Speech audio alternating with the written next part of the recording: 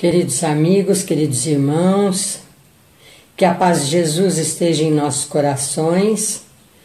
Muito obrigado por estarmos unidos, por permitirem eu entrar em seus lares. Sejam bem-vindos à minha casa para mais um culto cristão do lar, neste domingo de carnaval, a nossa 22ª live. Eu quero lhes dizer que, de alguma forma, eu vou falar com vocês, responder seus comentários depois, porque não poderei fazer agora. O culto cristão do lar é um momento de oração, de congraçamento familiar, em que se estuda o Evangelho de Jesus, as passagens, através do Evangelho segundo o Espiritismo de Allan Kardec, com as mensagens de vários espíritos que se manifestaram sobre esses assuntos. E aproveita-se para orar e há todo um atendimento espiritual ou mesmo desenvolver outros temas em outros dias. Espero que vocês já tenham pego o seu copinho de água para tomar ao final do nosso culto. Estamos agora no Face e no YouTube. E vocês podem compartilhar com seus amigos, parentes, grupos, comentar, e todo domingo nós vamos retornar para fazer o culto. Qualquer pessoa pode participar, independente de ter uma religião ou não. Estamos em 2 lugares, como eu dizia, no YouTube você entra em se inscrever e clica no sininho. No Facebook você vai no meu perfil, põe seguir e depois ver primeiro. Por favor, compartilhem, as outras lives já estão gravadas e vocês podem assistir sobre os vários assuntos que já foram sorteados. Podem também enviar sugestões e perguntas que a gente poderá tentar responder agora ou em outras oportunidades. Muito bem, meus queridos amigos, vamos fazer então a prece nesse domingo de carnaval de abertura.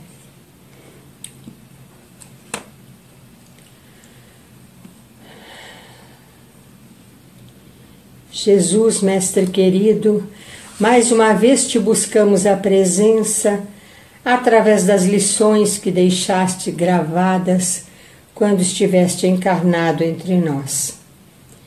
Queremos nos ligar a ti, aos teus mensageiros, aos maravilhosos discípulos e amigos, alguns citados apenas pelos eventos nos quais participaram, sem que seu nome fosse demarcado. Todos aqueles que te conheceram e comungaram contigo aqueles dias, te amam e não te esquecem. Mesmo os detratores e perseguidores jamais esquecerão da sua presença, da sua palavra, do seu amor inesgotável, das suas lições memoráveis. Senhor Jesus, se conosco neste momento.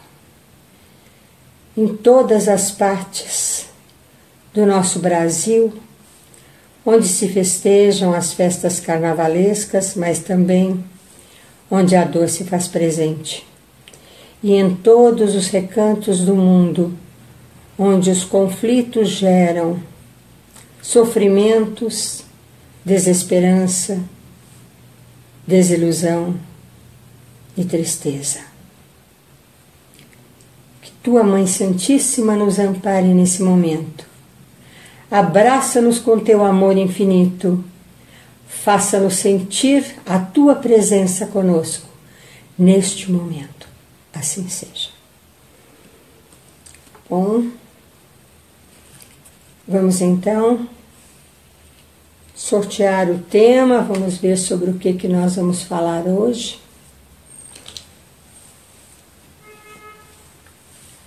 Agradeço muito a participação de vocês. Estou com um novo óculos aqui, vamos ver se eu vou precisar da lupa para ler. Meu reino não é deste mundo, capítulo 2. É bem no início, página 42 no meu evangelho.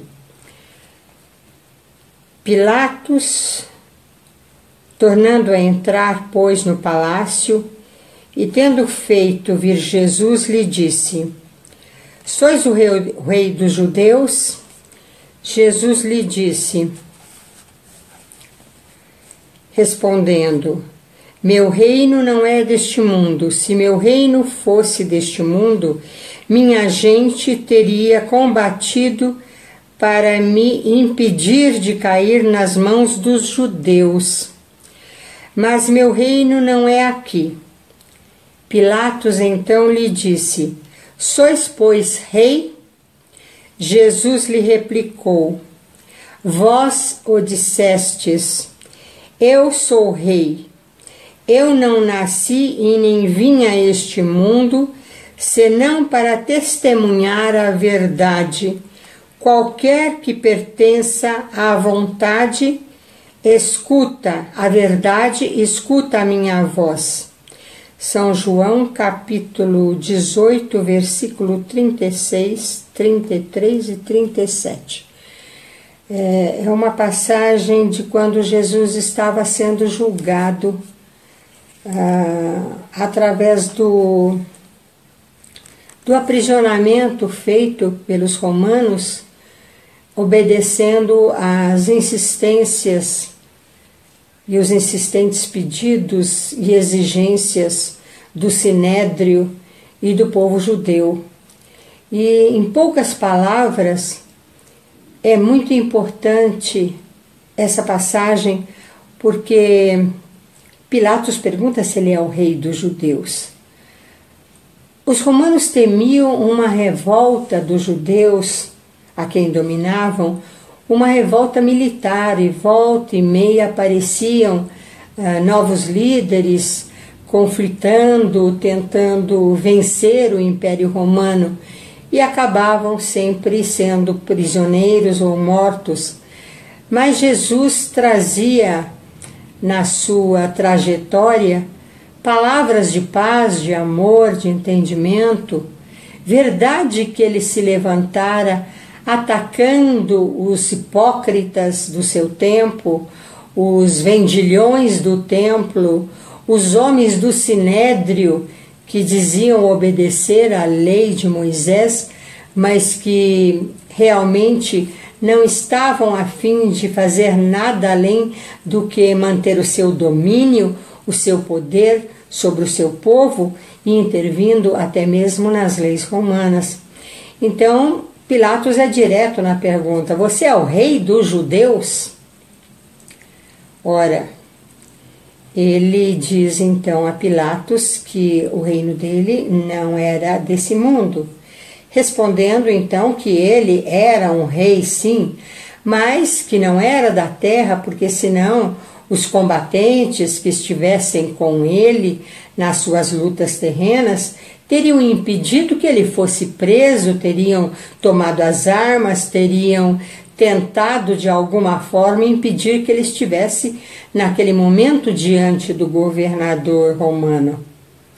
Mas Pilatos não se contenta com a resposta e diz: então você confirma que você é rei? Porque a resposta de Jesus dizia que ele era rei, embora que fosse um reinado que não pertencesse a esse mundo. E Jesus diz: você o disse, tu o dissestes, ou seja, vós o dissestes, portanto, isto é a verdade, eu sou o rei. É o rei que governa o planetinha Terra, é o rei que a construiu, é o rei que estabeleceu as leis físicas e espirituais que regem todas as criaturas que estão vivenciando experiências de progresso e crescimento aqui. E, como ele havia já dito, que também havia muitas moradas na casa do Pai, que seriam outras sóis, outros planetas, outras estrelas, outros locais onde a alma poderia peregrinar no seu aprendizado, ele fala que há um reinado maior, um reinado espiritual, do qual o reinado terreno é apenas um reflexo, e que esse reinado espiritual é muito mais importante, e que lá ele é o rei que domina, que ordena, que é obedecido e que estabelece a verdade. E todos aqueles que estão ligados a esta verdade o reconhecem, o seguem e o obedecem. Ele ainda diz que para isto ele nasceu. Ou seja, ele declara que passou por todo o périplo necessário a ter um corpo físico, vindo a ser um feto, uma criança, um jovem, um adolescente, um adulto. Portanto, só nessa passagem cai por terra as ideias a respeito de que Jesus estava entre nós num corpo fluídico, mesmo porque, se assim fosse, qualquer um dos discípulos que morreu depois pelo Evangelho teria testemunhado o sofrimento muito maior do que o dele, porque ele não teria nenhum sofrimento, ele estaria fingindo estar num corpo físico, coisa que Jesus jamais fez. Vamos ver o comentário de Kardec a respeito. A vida futura. Por essas palavras, Jesus designa claramente a vida futura, que ele apresenta em todas as circunstâncias como termo para onde tende a humanidade e como sendo o objeto das principais preocupações do homem sobre a terra. Todas as suas máximas se dirigem a este grande princípio. Sem a vida futura, com efeito, a maior parte dos seus preceitos de moral não teria nenhuma razão de ser. Por isso, aqueles que não creem na vida futura, imaginando que ele não fala senão da vida presente, não os compreendem ou os acham pueris. Este dogma pode, pois, ser considerado como o ponto central do ensinamento do Cristo. Por isto, está colocado como um dos primeiros nesta obra, porque deve ser o alvo de todos os homens. Só ele pode justificar as anomalias da vida terrestre e concordar com a justiça de Deus. Olha que importante a observação de Kardec. Ele observa que a conversa com Pilatos tem por finalidade demonstrar que existe vida além da morte e que há, portanto, para toda a humanidade uma vida futura que ultrapassa os limites terrenos. Uma vida futura que, só pelo simples pensamento da sua existência, justifica todas as coisas que existem na Terra e que são incompreensíveis à maioria de nós quando observamos as anomalias que existem, as dificuldades, as diferenças, as imensas dificuldades que existem no ser humano, nas diversidades em que ele se encontra na sua vida presente. E essa vida futura é algo na qual o homem tem que meditar. E se ele realmente se voltar para as verdades eternas, a sua ética, a sua moral, vai estar bem embasada nos ensinamentos de Jesus. Mas se não houver a vida futura, se pensar que só existe esta vida, as pessoas vão cair realmente em desatinos cada vez maiores, achando que devem apenas tirar proveito porque uma hora essa vida acaba e não há nenhuma continuidade, e então o egoísmo, a ambição, a criminalidade mesmo passariam a ser justificadas como desespero de uma morte repentina pela qual todos nós estamos sujeitos e podemos passar. A morte não prevê se vai vir na infância, na adolescência ou quando. Muitas vezes ela atinge quem menos nós esperamos, não é? Então, esse pensamento de uma vida futura fez com que o homem imaginasse que poderia vender o reino dos céus. E durante muitos séculos isso foi feito de várias formas, mas hoje em dia se promete mesmo, em nome de Jesus, o reino da terra e todas as benesses que o dinheiro, ou que o poder, ou que a fama podem trazer. As pessoas estão extrapolando, esquecidas de que Jesus disse que o reino dele não é deste mundo. Mas vamos continuar a leitura no item 3 aqui de Kardec. Os judeus não tinham senão ideias muito incertas quanto à vida futura. Acreditavam nos anjos, que consideravam como seres privilegiados da criação. Mas não sabiam que os homens pudessem vir a ser um dia também anjos e partilhar da sua felicidade. Segundo eles, a observação das leis de Deus era recompensada pelos bens da terra, pela supremacia da sua nação, pelas vitórias sobre seus inimigos, as calamidades públicas e as derrotas eram o castigo da sua desobediência. Moisés sobre isso não poderia dizer mais. E um povo pastor, ignorante, que devia ser tocado antes de tudo pelas coisas deste mundo. Mais tarde, Jesus veio-lhes revelar que há um outro mundo onde a justiça de Deus segue seu curso.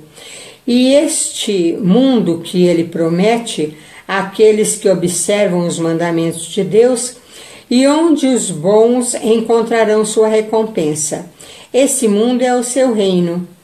É aí que ele será em toda a sua glória e para onde vai retornar ao deixar a terra. Então, Jesus, já prevendo a sua partida, ele já demonstra de onde veio, a que veio, por que veio e para onde vai, porque ele bem sabia que seria condenado à morte por aqueles homens que estavam diante dele. As assertivas de Kardec explicam sobre a lei de Moisés, que é a lei do não, né? Não matarás, não roubarás, não levantarás falso testemunho, não cobiçarás nada do próximo. Então está muito centrada em tudo que é errado que o homem vinha fazendo e que não deveria fazer mais. Mas Jesus vem dizer para amar ao próximo como a si mesmo, para amar os inimigos, para fazer a outrem o que quereis que vos façam, para pensar que aquele que quiser ser maior seja servo de todos. Ele veio demonstrar o valor da humildade, o valor da honradez, o valor da caridade, o valor da fé que transporta montanhas. Então ele veio acrescentar muita coisa, dando uma esperança nova ao ser humano.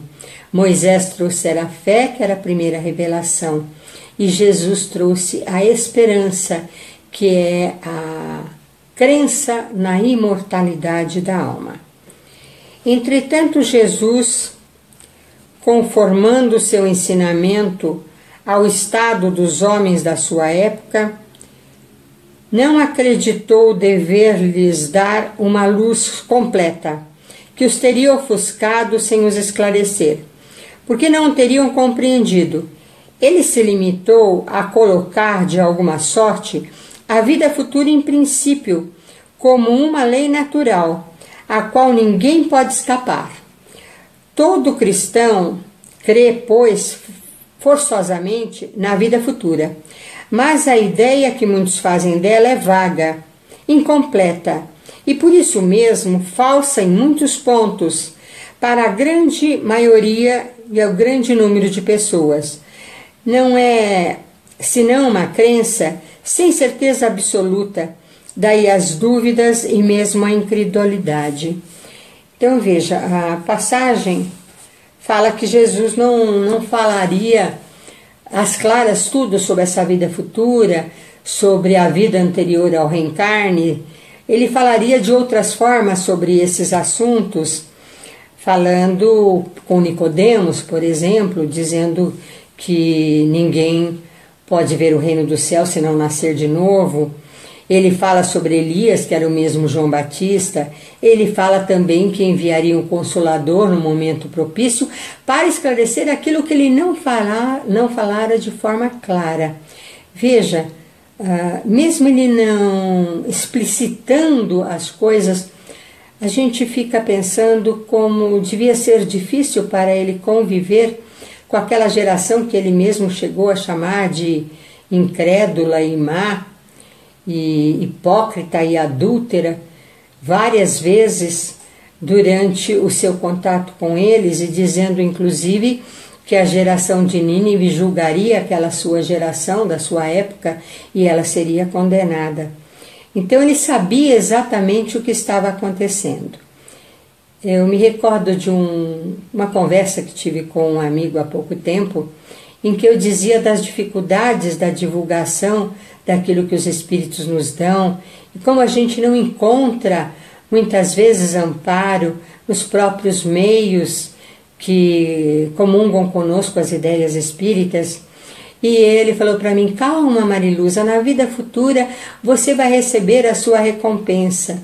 O que me fez rir muito, porque a gente não está trabalhando atrás de recompensas. E mesmo a declaração de André Luiz sobre os bônus horas não tentam a nossa alma.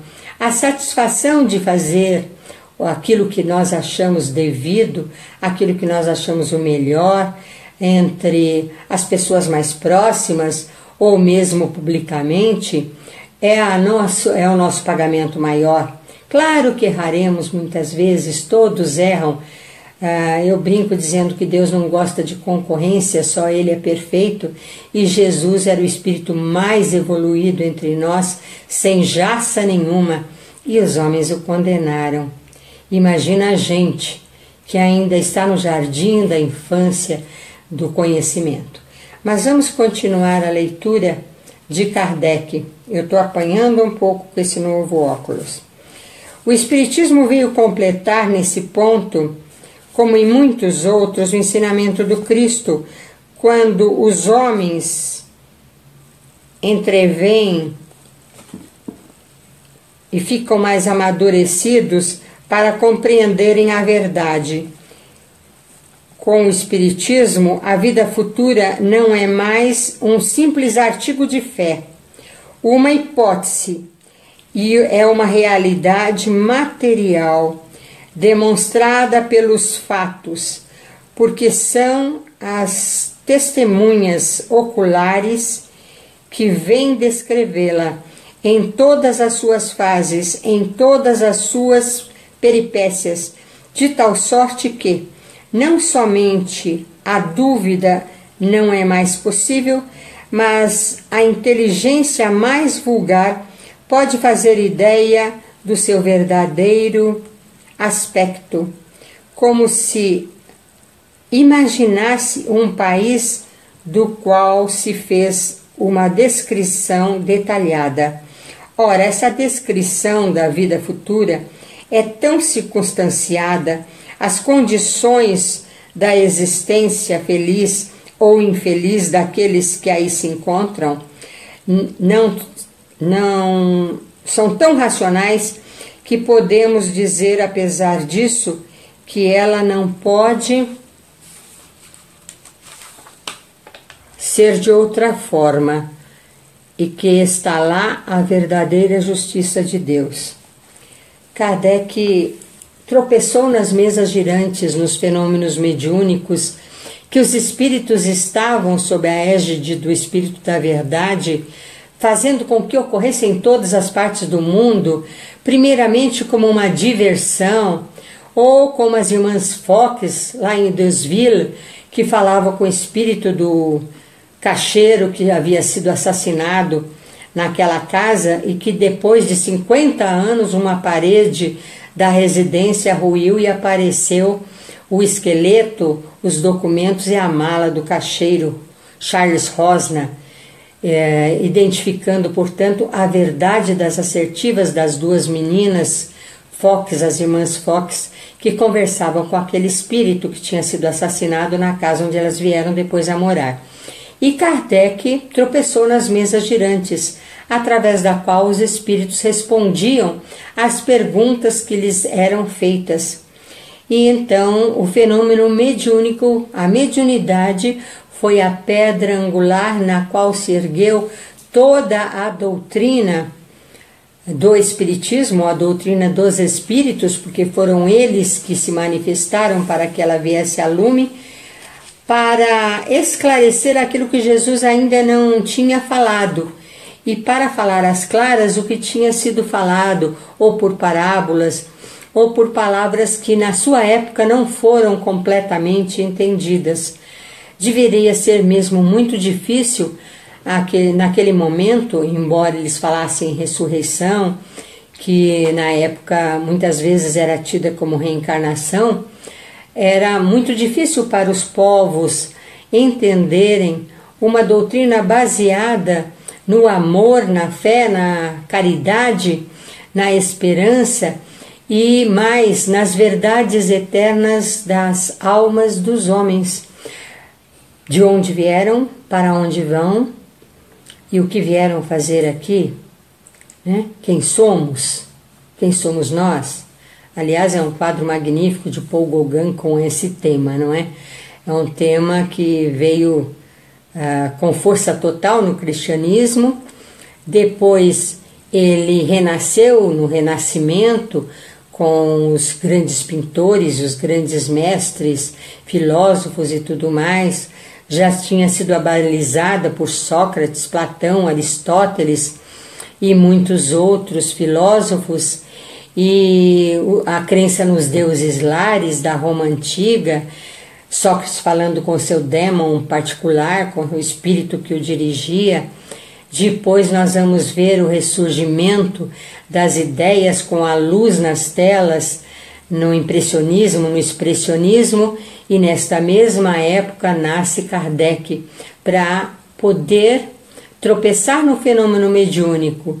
E ele, que era aquele chamado João Batista, que endireitara as veredas do Senhor, viria para também restaurar o cristianismo após as trevas da Inquisição. A Inquisição que depois recebeu a reforma que nos trouxe as letras do Evangelho guardadas pelo Vaticano para que todos tivessem acesso aos evangelistas, às cartas apostólicas, aos Atos dos Apóstolos e depois ao Apocalipse que estamos vivenciando nos dias de hoje. É muito fantástico nós pensarmos que realmente Jesus vinha trazer a certeza que existia inato no ser humano e em múltiplas civilizações, mas ele vinha trazer a certeza na vida futura.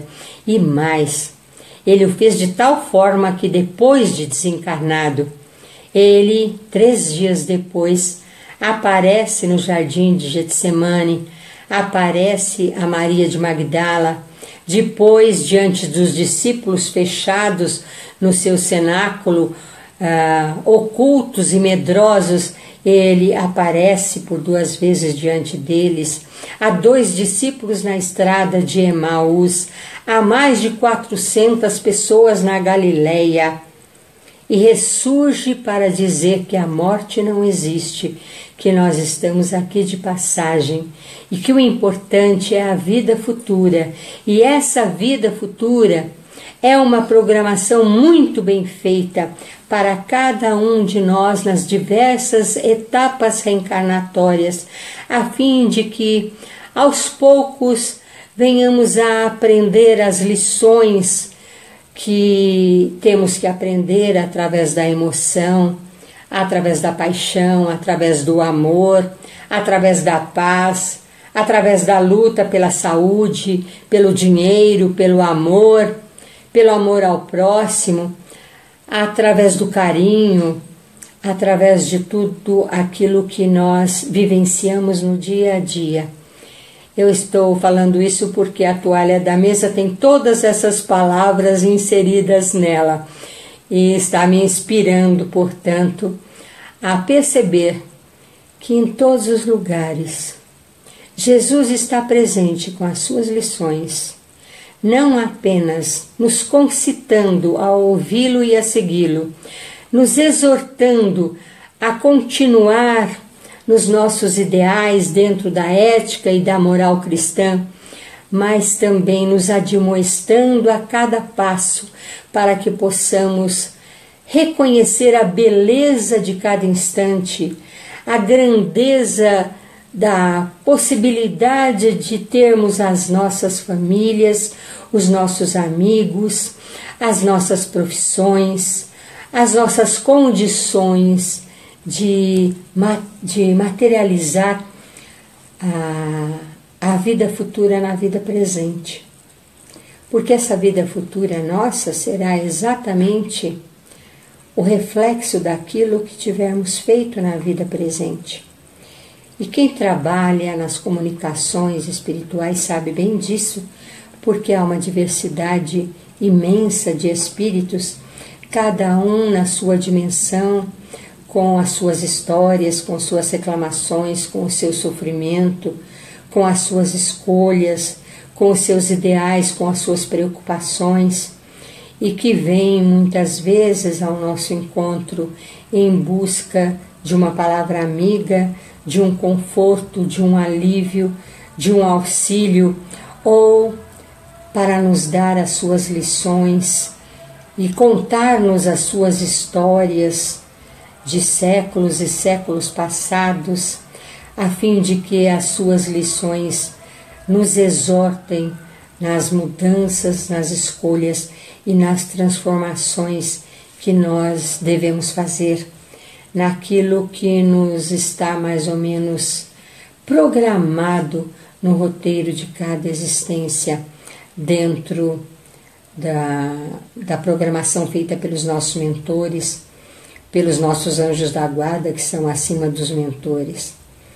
E como nada é por acaso na nossa vida, aproveitemos o contato que nós temos com todas as criaturas que vêm no nosso caminho e deixemos com cada uma delas um pouquinho da luz imortal que Jesus deixou, um pouquinho dos passos que ele palmilhou, dos rastros, do perfume da sua voz, das suas lições, do seu exemplo, diante da morte testemunhando com tanta serenidade, com tanta firmeza, diante de Pilatos, que dizia que se ele era o rei dos judeus, e ele dizendo que estava preso por conta dos judeus, ele que também era um judeu.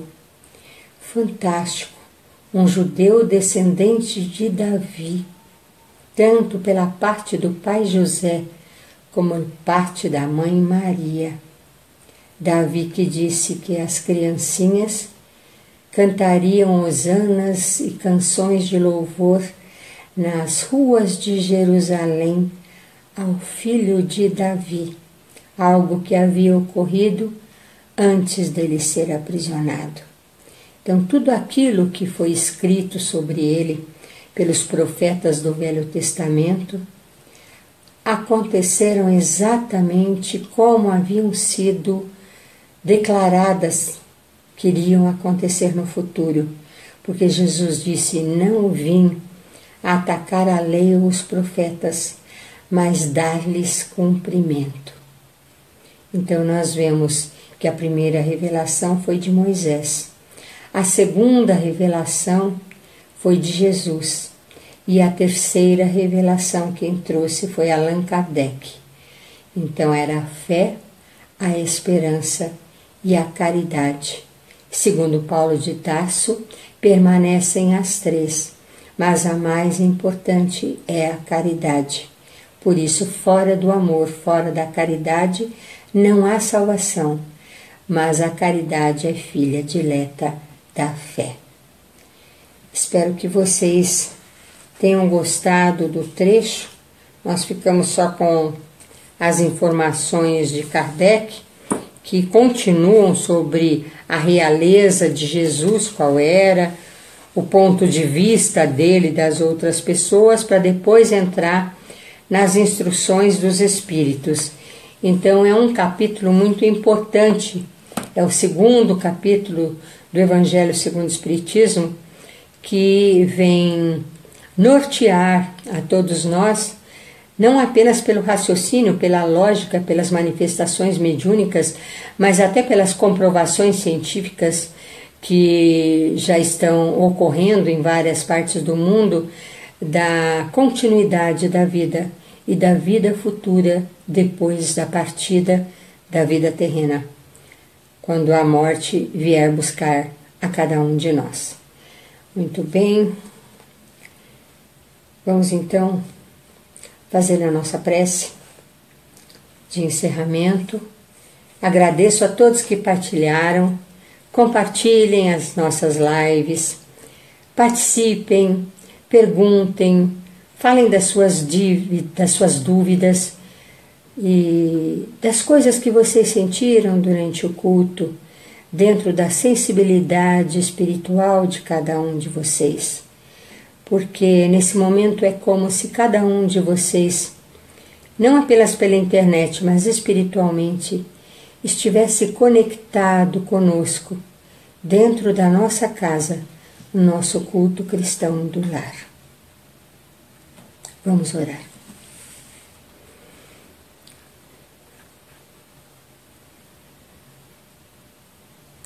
Como é agradável, Senhor Jesus, estarmos aqui reunidos como irmãos, filhos de um mesmo Pai, elevados à condição da imortalidade e nas bênçãos das vidas terrenas e da vida espiritual, da vida futura. Como é agradável e bom, Senhor, podermos comungar esses instantes com os entes queridos que partiram e que deixaram atrás de si um rastro de lembranças, o perfume das saudades, flores roxas do jardim da existência. Como é agradável e bom, Senhor, poder confiar que Tu és o Rei dos Reis, o Mestre dos Mestres, e que nos governas através dos milênios para a nossa felicidade e a felicidade de todos aqueles que participam da experiência terrena, do mais simples ao mais orgulhoso, do mais heróico ao mais criminoso. Sê conosco, Senhor, neste momento. Mas sê conosco também na semana que se inicia, no nosso dia a dia, nas nossas noites, quando mergulhamos e antevemos os cenários da vida futura que nos aguarda e onde os nossos amigos já convivem com a sua felicidade com os entes que partiram e com os quais podemos nos encontrar nos momentos do sono, ou mesmo nos momentos em que a nossa sensibilidade acessa a condição precípua de poder comungar com eles. Como é agradável, Senhor, conhecer os Teus ensinos, a cada dia mais um pouco, e sermos chamados a testemunhá-lo nesses momentos tão difíceis. E porque tudo é tão agradável, Senhor, recebe a nossa gratidão nesse momento. Colhe as nossas esperanças, como girassóis em busca da luz do sol, e acende a chama viva da fé raciocinada nas nossas escolhas, nos nossos corações, em nossas almas imperfeitas. Obrigado, Senhor. Então agora vamos tomar a água. Saúde a todos, muita paz, boas noites, bons sonhos e boas inspirações